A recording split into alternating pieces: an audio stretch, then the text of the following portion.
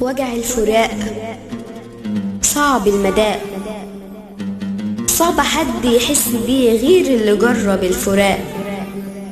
من بعد الأوجاع اللي مريت بيها في الحياة بقيت تايهة في عالم موازي لعالم ظالم وقاسي كله جبروت وقسوة. الفراق صعب المداء، إنك تحب شخص ويختفي من الحياة ده أصعب إحساس. الفراق تجربة عرفتني معدن الناس، إني مفيش حاجة اسمها الناس بتتغير مع الأيام، في حاجة اسمها الناس بتظهر مع الأيام.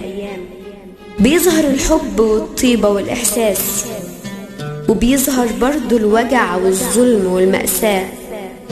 ومع الأيام والشدة اما تزول تشوف الدنيا غريبة ومش مفهومة، واما بنسأل مين الظالم كل الناس تطلع مظلومة.